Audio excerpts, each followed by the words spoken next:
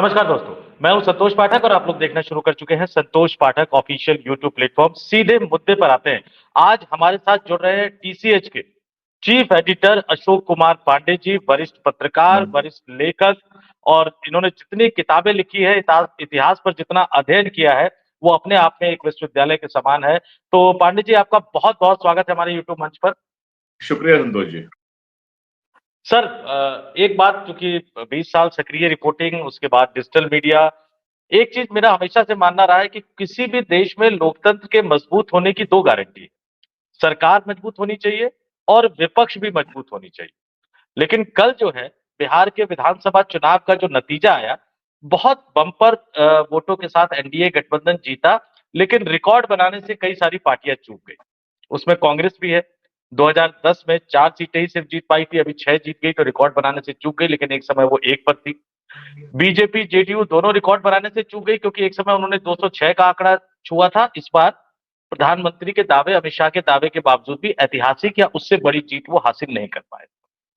लेकिन आज सीधे सीधे लोकतंत्र इस देश में सुरक्षित रहे, इसलिए विपक्ष का मजबूत रहना जरूरी है। लेकिन हर बार हार के बाद ये राग अलापना की वोट चोरी हो गई, ये राग अलापना की एसआईआर की वजह से हार गई। कल नतीजे आ ही रहे थे, तभी से सोशल मीडिया पर एक कैंपेन छिड़ गया कि नहीं, वो तो वोट चोरी हो गई, ज्ञानेश कुमार ने हरा दिया। लेकिन क्या इतनी बम्पर जीत और इतनी शर्मनाक हार सिर्फ चुनाव आयोग की वजह से ही मिला है क्या, या वोट चोरी की वजह से ही मिला है, या कांग्रेस वो देख नहीं पा रही है जो लगातार शर्मनाक हार के बाद उन्हें देखना चाहिए?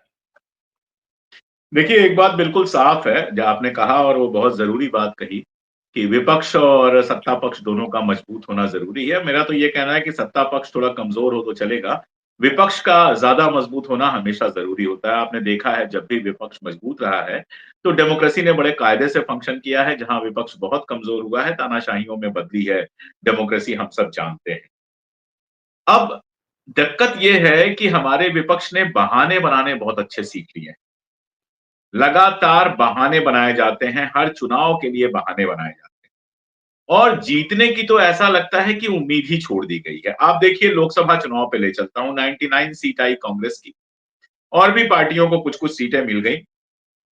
अखिलेश जी ने बहुत अच्छा प्रदर्शन किया, हालांकि तेजस्वी यादव, और बिहार में तो आप जानते ही हैं कि वैसा ही प्रदर्शन था जैसा इस बार हुआ है, तो ये उसी का दोहराव जैसा लगता है। अब वो 99 सीट, ऐसा लगता है, आप कई बार कांग्रेस के लोगों की बात सुनिए या उनसे बात कीजिए तो ऐसा लगता है कि वो 99 सीट को जो है 300 सीट मानकर चल रहे हैं। आप अगर देखिए तो 50 सीट थी, 99 हो गई, 44 सीटें बढ़ गई, कोई ऐसी बहुत बड़ी जीत नहीं है। परसेंटेज में अगर आप देखिए तो बस इतना हुआ कि आप मुख्य विपक्षी दल के जो विपक्षी दल के नेता हैं वो बनने का आपने 10% वाला पा लिया, 10% से ऊपर सीटें आपकी आ गई।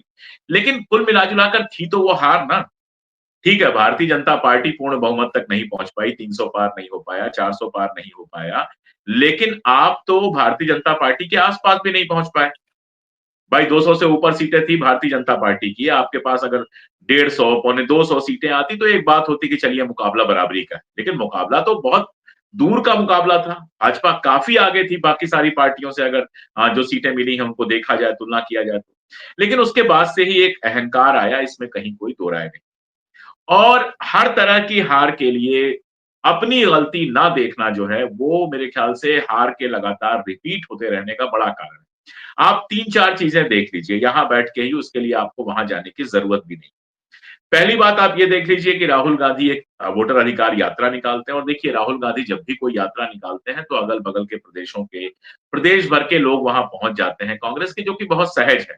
तो यात्रा में भीड़ आपको जो दिखाई देती है वो बहुत बड़ी भीड़ दिखाई देती है। अब उसमें हर समुदाय के लोग थे कि नहीं, ये एक अलग मामला है, चूंकि मैं नहीं जानता इसलिए इस पर मैं कुछ खास कहूंगा नहीं। लेकिन कम से कम एक इमेज बनती है कि चलिए आपने यात्रा निकाली, आपने चुनाव की तैयारी शुरू कर दी। उसके अगले 15-20 दिन तक बिल्कुल गायब, विदेश चले गए। और यहां कंडीशन ये है कि सीटों का बंटवारा ही फाइनल नहीं हो पा रहा है, पर्चा वापसी की डेट आ गई है और उस दिन तक यही नहीं तय है कि कौन कितनी सीट पर लड़ रहा है, सबके अलग अलग बयान आने शुरू हो जाते हैं। अब वोटर्स के बीच में इमेज क्या जाती है वो आप देखिए। उसके बाद आप तेजस्वी यादव को पहले मुख्यमंत्री घोषित करने से बचते हैं, बाद में आप मुख्यमंत्री घोषित कर देते हैं। यानी आरजेडी के साथ बैठकर इस पर कोई बात ही पहले नहीं हुई कि मुख्यमंत्री पद की घोषणा के लिए क्या करना है, मुख्यमंत्री घोषित करना है कि नहीं करना है। एक सहमति बन गई होती, घोषित करना है तो पहले ही दिन से घोषित कर देते। जब राहुल गांधी ने यात्रा निकाली थी, उसके बाद पत्रकारों ने पूछा था, तभी घोषित कर देते, मामला खत्म हो जाता। और नहीं घोषित करना था तो अंत तक नहीं करते, आगे पीछे करके वो घोषित किया आपने। और वो घोषित किया तो मुकेश सहनी को आपने जो है उप मुख्यमंत्री घोषित कर दिया।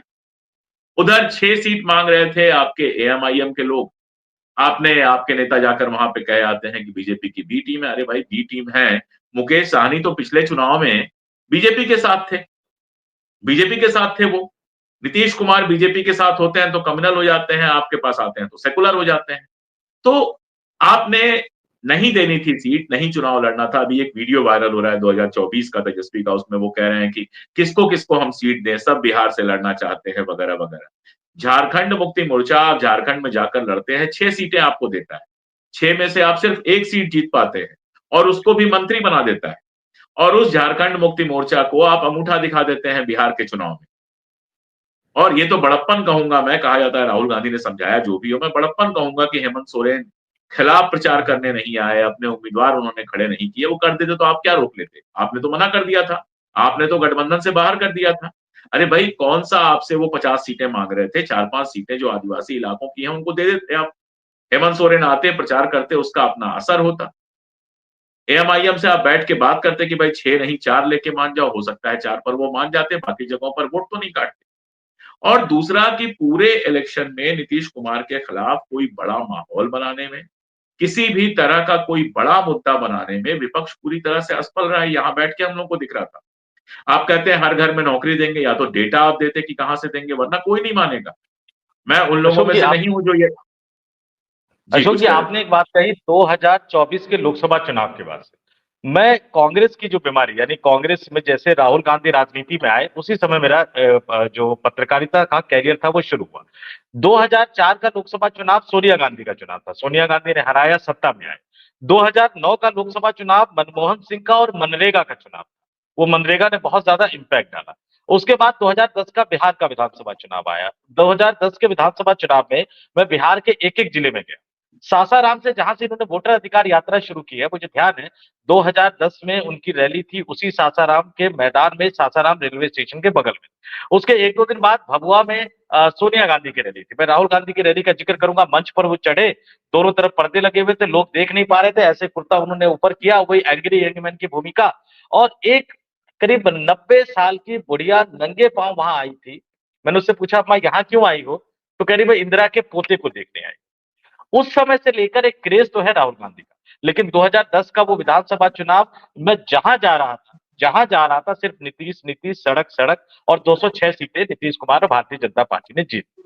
2010 से लेकर 2025 तक राहुल गांधी अपने नेतृत्व में कोई चुनाव ढंग से जिता नहीं पाए हैं, ये एक सच्चाई। 2017 का विधानसभा चुनाव जीतते जीतते जीतते रह गए, लेकिन विधानसभा के 2 चरणों के बीच में उनको राष्ट्रीय अध्यक्ष बना दिया गया।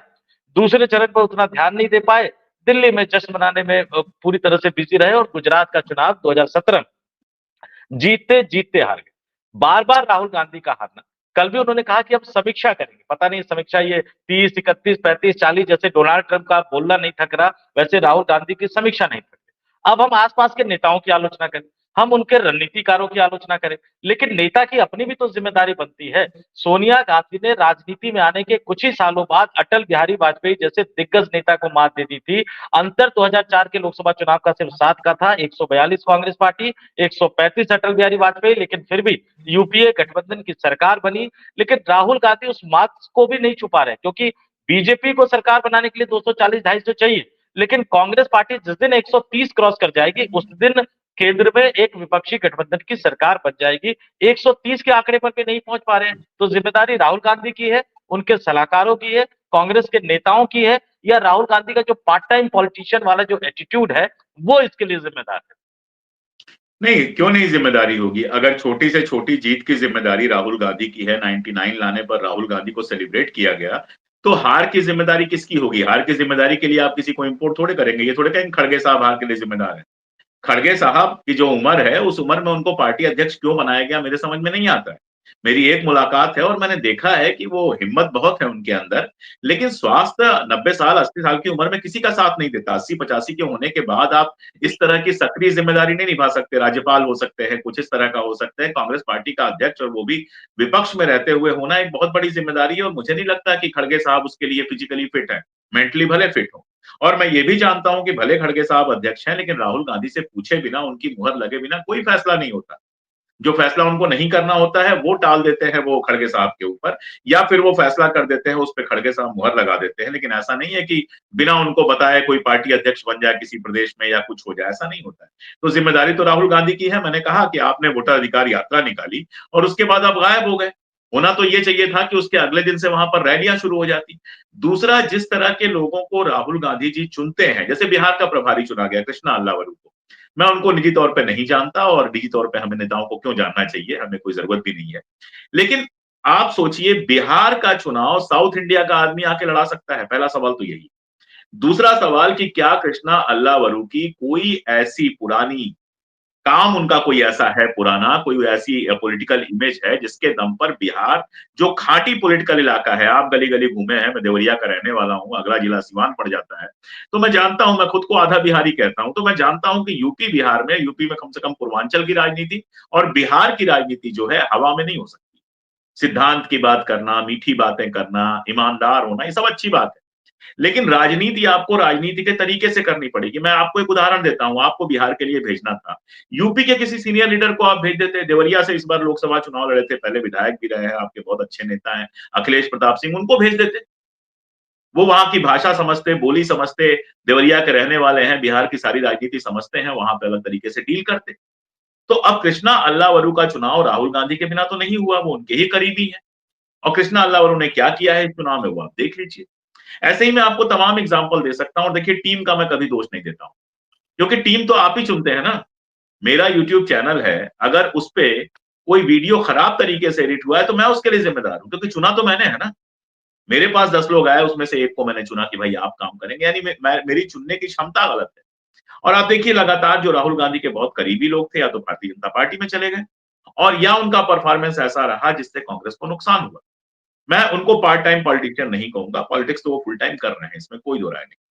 लेकिन जिस तरह की पॉलिटिक्स कर रहे हैं, वो सैद्धांतिक तौर पे आपको भले अच्छी लग जाए, मैं ये कहता हूं कि बातें सारी वो अच्छी कर रहे हैं, लेकिन एक संगठनकर्ता की जो भूमिका होनी चाहिए, उस भूमिका में वो निहायत नाकामयाब हुए हैं, इसमें कोई दो राय नहीं है। पार्टी संगठन नहीं है बिहार में, यूपी में।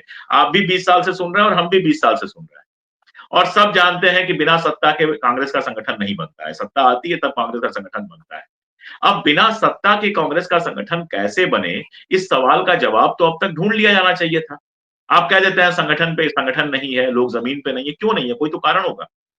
कुछ छोटे छोटे उदाहरण आप लीजिए, दिवाली थी, आप एक मिठाई वाले की दुकान पे पहुंच जाते हैं, वीडियो बनता है, सब कुछ होता है, बड़ा सुंदर एडिटिंग होती है उसकी, सब कुछ वो वायरल होता है। अरे भाई, उससे पार्टी का क्या फायदा है, उससे तो मिठाई वाले का फायदा है। उसकी दुकान पे 50 लोग और पहुंच जाएंगे कि राहुल गांधी गए थे, बड़ी अच्छी मिठाई होगी। उस समय दिल्ली, जहां चुनाव आपने हारा हुआ है, वहां कार्यकर्ताओं के बीच कहीं चले गए होते, उनसे बात कर लेते, उनके साथ 4 दिया जला लेते, उनका मन बढ़ जाता है। एक आखिरी एग्जांपल दूंगा, फिर आप जो चाहे पूछें।